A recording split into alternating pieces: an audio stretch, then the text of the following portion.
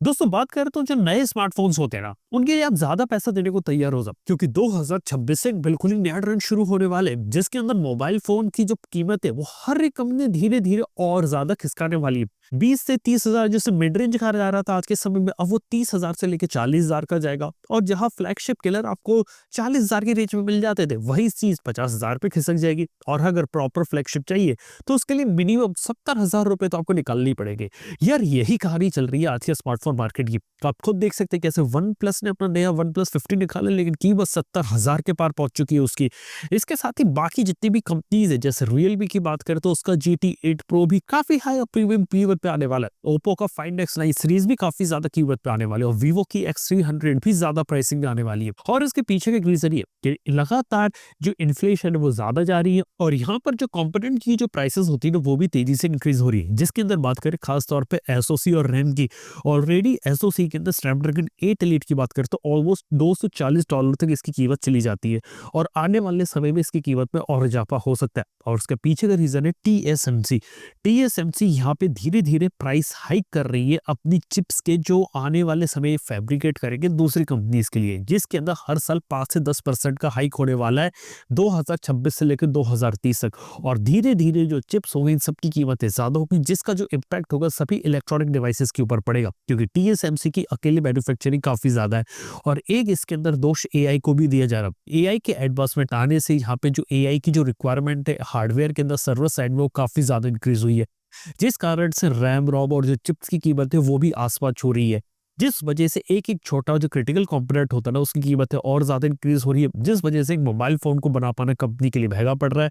और दूसरी चीज है कि कंपनी का जो स्मार्टफोन का जो मार्केट शेयर होता है वो भी डिक्रीज कर रहा है, प्लस यहाँ पे ओवरऑल वॉल्यूम में भी डिक्रीमेंट है, जिस कारण से ओवरऑल जहां 2015 से 2020 के बीच में वॉल्यूम का खेल चला करता था, जिस समय Xiaomi नंबर 1 हुआ करती थी, क्योंकि वो सस्ते में ज्यादा फोन निकाल दिया करती थी और उससे वो पैसा बनाते थे। आज के समय में नए फोन उतने ज्यादा नहीं बिक रहे जितने एक टाइम पे बिका करते थे। मार्केट वॉल्यूम से ज्यादा वैल्यू ड्रिवन जा रहा है, यानी कि वो कंपनी मार्केट में लंबे समय तक सर्वाइव कर पाएगी जो फोन बेच के ज्यादा पैसा बना पाए। यानी कि अगर एक कंपनी ज्यादा फोन बेच रही है लेकिन उससे नुकसान हो रहा है, कम पैसा बना रही है, और एक एप्पल जैसी कंपनी जो लिमिटेड फोन बेच रही है लेकिन ज्यादा कीमत में बेच रही है और ज्यादा पैसा बना रही है, वो कंपनी यहाँ पे सर्वाइव कर पाएगी। और इसका जो एंड इम्पैक्ट होता है ना, वो एंड कंज्यूमर को पड़ रहा है, क्योंकि एंड कंज्यूमर को इन द एंड वो वैल्यू फॉर मनी नहीं मिल रही है जैसे उसे मिलनी चाहिए थी, और उसे वो वैसे रिक्वायरमेंट के फोन अब देखने को नहीं मिल रहे जैसे एक टाइम पे देखने को मिला करते थे। और जो पास्ट में हमने डील्स और डिस्काउंट देखा करते थे, वो अब आपको नए फोन पे देखने को मिलेगी नहीं। आने वाले समय में अगर किसी भी कंपनी को स्टॉक क्लियर करना हो, पुराने फोन को सस्ते में निकालना हो, तभी आपको ऐसे डील्स डिस्काउंट देखने को मिलेंगे। लेकिन अगर आप सोच रहे हो कि नए फोन के ऊपर आपको जल्दी डील डिस्काउंट कुछ ऑफर देखने को मिले, तो ऐसे चांसेस बहुत ही ज्यादा कम है। तो आप देख सकते हैं कि जो स्मार्टफोन का जो मार्केट होता है वो किस तरीके से इवॉल्व कर रहा है, और किस तरीके से कंपनीज अब ज्यादा से ज्यादा प्रॉफिट ड्रिवन होती जा रही है। चाहे ब्लोटवेयर अपने फोन में डाल लो, या कीमत से ज्यादा कर रहा हो, यह अलग अलग चीज है। लेकिन सबसे बड़ी बात है कि मोबाइल फोन को खरीदना ही यहाँ पे महंगा नहीं हो रहा है। यहाँ पे एक और चीज महंगी हो रही है, वो हो रही है आपके मोबाइल फोन के रिचार्जेस पर। अगर हम बात करें तो रिपोर्ट से तो ऑलरेडी पता चलता है कि दिसंबर के महीने में या फिर अर्ली 2026 में आपको 10 से 15% का एक हाइक देखने को मिल सकता है स्मार्ट जो मोबाइल फोन रिचार्ज प्लान होते हैं वो। और इसके पीछे का रीजन है कि कंपनीज को अपना जो ARPU होता है उसे स्टेबलाइज करना है, और जितनी भी टेलीकॉम कंपनीज है वो भी अपने हर यूजर बेस से ज्यादा पैसा बनाना चाहती है। देखो इंडिया में जितने सिम कार्ड्स बिकने थे बिक चुके, अब ज्यादा नंबर ऑफ यूजर्स जो है वो कनेक्ट नहीं होते। ज्यादा से ज्यादा क्या रहता है कि नए यूजर्स कम जुड़ते हैं, लेकिन कुछ लोग को अपने पुराने सिम बंद करते हैं या फिर इधर से उधर पोर्ट करते रहते हैं। ये सबसे बड़ी चीज है, जिस वजह से हर एक कंपनी को अब ये लगता है कि जितना यूजर बेस हम ग्रैब कर चुके, अब उनसे ज्यादा पैसा बढ़ाने की जरूरत है। और उसके लिए सबसे इजी तरीका रहेगा जो यहाँ पे जो सबसे लो एंड प्लान्स होते हैं उनको खत्म करके वहां पे महंगे प्लान्स को लेकर आ जाए, जिससे हर एक यूजर से जो एवरेज रेवेन्यू कमा रहे थे वो थोड़ा ऊपर वाले साइड पे खिसकाया जा सके। उम्मीद की जा रही है कि जो अभी 200 रुपए तक की रिचार्जेस प्लान्स आपको देखने को मिलते थे पर मंथ, उनकी कीमत 210 220 रुपए या इवन 230 रुपए भी जा सकती है। और जो मिनिमम रिचार्जेस होते हैं उनकी कीमतें महंगी हो सकती है। इवन कहा जा रहा है कि जो 900 रुपए का रिचार्ज होता था उसकी कीमत 1000 रुपए तक ले जाए। यानी कि जो अपर एंड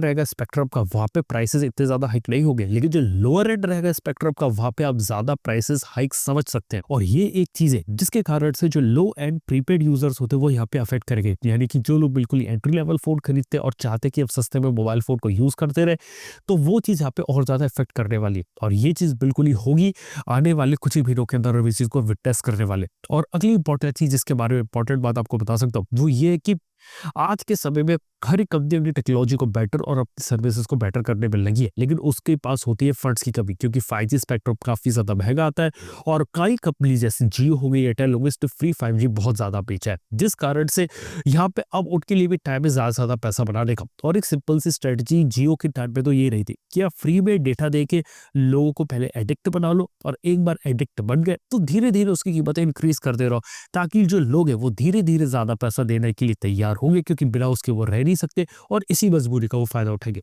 देखो, अब इसमें अच्छी बात भी है, बुरी बात भी है।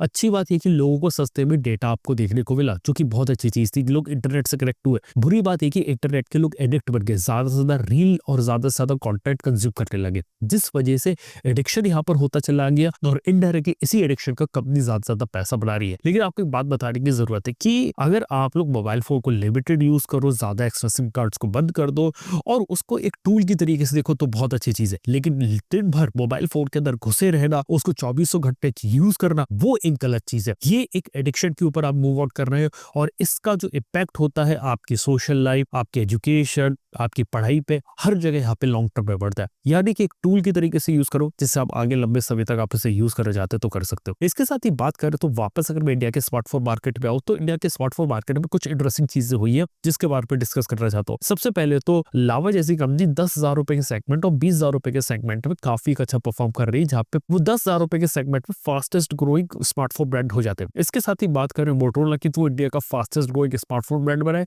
सेकंड पोजीशन पे सरप्राइजिंगली एप्पल आती है। एप्पल ने Q3 2025 में जो वो सबसे ज्यादा शिप किया इंडिया में, वो किया iPhone 16। उसकी सेल्स भी जबरदस्त हुई है और काफी ज्यादा क्वांटिटी में वो बिका है। और ये इम्पैक्ट इतना ज्यादा बड़ा है कि इंडिया का जो स्मार्टफोन मार्केट है वो धीरे धीरे वैल्यू ड्रिवन होता जा रहा है। और थर्ड पोजीशन पे यहाँ पे वीवो आती है। और एक जमाने में जो पुरानी कंपनीज हुआ करती थी, जो काफी कंपेटिटिव प्राइसिंग पे ऑफर्स दिया करती थी, फोन दिया करती थी, जैसे रियलमी हो गई, ये Xiaomi हो गई, इनके मार्केट शेयर तेजी से यहाँ पे डिक्रीज हुआ है। क्योंकि डेफिनेटली एक जमाने में जो ये कंपनी सस्ते में प्रोडक्ट्स निकाला करती थी, अब वो चीज उन्होंने बंद कर दी, जिसका जो इम्पैक्ट होता है अब लॉन्ग रन में देखने को मिल रहा है। इसके साथ ही बात करें तो कुछ इंटरेस्टिंग इंसाइट है, जैसे कि बिल्कुल एंट्री लेवल फोन्स के बारे में बात करें जिनकी कीमत 8,000 रुपए उससे कम होती है, तो वहां पे स्टेबिलिटी देखने को मिली है। क्योंकि आज भी कई सारे लोग ऐसे जो फीचर फोन से स्मार्टफोन के ऊपर मूव ऑन कर रहे हैं और उनकी 7,000 8,000 रुपए का एक स्मार्टफोन यहाँ पे अवेलेबल होता है, तो वो चीज तो यहाँ पे स्टेबल है। लेकिन 8,000 रुपए के ऊपर के जितने भी फोन यहाँ पर बिक रहे थे ना, उनके अंदर एक डिक्रीमेंट देखने को मिला। जैसे कि 8,000 रुपए से लेकर 15,000 रुपए तक की बात करें तो यहाँ पे वीवो, ओप्पो, रियलमी के फोन काफी बिकते हैं और इसे मास बजट सेगमेंट कहा जाता है। लेकिन ये सेगमेंट में डिक्रीमेंट देखने को मिला और काफी अंडर प्रेशर है। इसके साथ ही यहाँ पे बात करें तो 15,000 रुपए से लेकर 25,000 रुपए के सेगमेंट में, जिसे हम बिल्कुल ही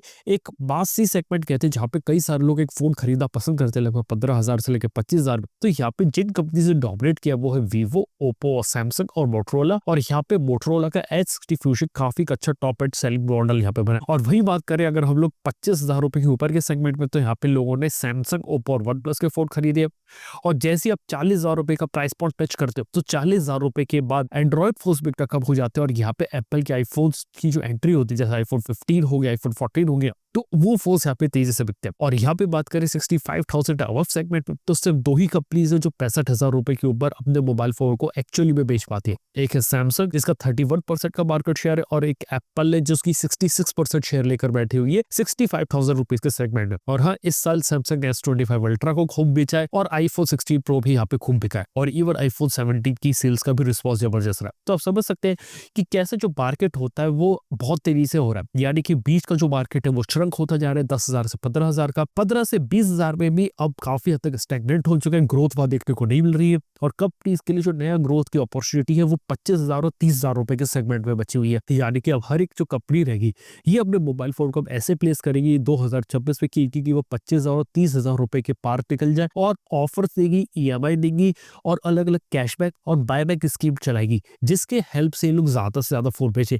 एल्स जो बीच का जो मार्केट रहता है बिल्कुल ही कॉन्सेंट्रेट और बिल्कुल ही फिक्स हो गया और जो लोग अब महंगे फोन के ऊपर जा रहे हैं वहां पे। तो यार इंटरेस्टिंग इनसाइट चल रहा है मार्केट के अंदर, कई सारी इंटरेस्टिंग चीजें चल रही है। यहाँ पे सरप्राइजिंग बात है कि वीवो और ओप्पो जैसी कंपनी आज भी काफी अच्छा परफॉर्म कर रही है। वीवो का T4X one of the best selling phone होता है, ओप्पो का A5 बेस्ट सेलिंग फोन होता है, ये तरीके से चल रहा है। और सैमसंग जैसी कंपनी तो ऑफलाइन में अपना एक होल्ड दे, जबकि Xiaomi हो गई, रियलमी हो गई, वन प्लस हो गई, इनकी शिपमेंट में काफी ज्यादा डिक्रीमेंट आए, जो एक टाइम पे इंडिया के स्मार्टफोन मार्केट को रूल किया करती थी। इसके साथ ही बात करें तो ट्रांजिएंट होल्डिंग बिल्कुल ही बेकार परफॉर्म कर रही है आज के समय में। इसके अलावा नथिंग जैसी कंपनी जो कह रही थी स्मार्टफोन बिल्कुल बोनी हो गए, बिल्कुल रिवोल्यूशनाइज करेंगे, अब देखा तो CMF को हटा के वो कंपनी के भी कोई प्रोडक्ट कोई भी इतने ज्यादा अच्छे और अट्रैक्टिव देखने को नहीं मिलते। और इवन बात करें तो वीवो जैसी कंपनी नंबर 1 इंडिया में लगातार 7th स्ट्रेट क्वार्टर से, ओप्पो जैसी कंपनी 2nd पोजीशन गेन कर चुकी है, सैमसंग जैसी कंपनी 3rd पोजीशन पर है, एप्पल जो है वो की 4th पोजीशन पर आती है। इसके साथ ही बात करें जो स्नैपड्रैगन वर्सेस मीडियाटेक की रेस है ना, जो स्नैपड्रैगन का मार्केट शेयर है वो ऑलमोस्ट 29.2% पर है, जिसके अंदर प्रीमियम के अंदर वो काफी अच्छा कर रहे हैं। और बजट के अंदर देखा जाए तो मीडियाटेक के फोन्स आज भी ज्यादा बिकते हैं, जिस वजह से मेजोरिटी मार्केट है। लेकिन एक टाइम पे वो 53% हुआ करते थे, अब वो 46% यहाँ पर हो चुके हैं। तो ये एक चीज है। और बात करें ऑफलाइन और ऑनलाइन सेगमेंट की, तो ऑनलाइन लोग बहुत ही कम और लिमिटेड फोन्स खरीद रहे हैं, जबकि ऑफलाइन के अंदर ज्यादा ग्रोथ दिखाई गई है। यानी कि इंडिया में बात करें जो मोबाइल फोन बिकते हैं 54.6% फोन्स ऐसे जो ऑफलाइन ज्यादा बिकते हैं, और 43.6% ऐसा शेयर आता है हमारे पास जो यहाँ पे ऑनलाइन यहाँ पे फोन खरीदता है। तो ये एक चीज है जहाँ पे लोग प्रीमियम फोन या फिर पुराने फ्लैगशिप फोन को ज्यादा प्रेफर करते हैं, और जो डील्स आती है फ्लिपकार्ट पे, अमेजन पे, उसके अंदर फोन्स को लेना पसंद करते हैं। तो यार ये एक चीज जो यहाँ पे ऑब्जर्व की गई है। बाकी देखा तो ये यार इस हफ्ते कुछ इंटरेस्टिंग टेक न्यूज थी, कुछ इंटरेस्टिंग बातें मैं आपसे करना चाहता था। आज के इस पॉडकास्ट के अंदर बस इतना ही। मैं आपसे अपने अगले पॉडकास्ट के अंदर मिलता हूँ। Good bye.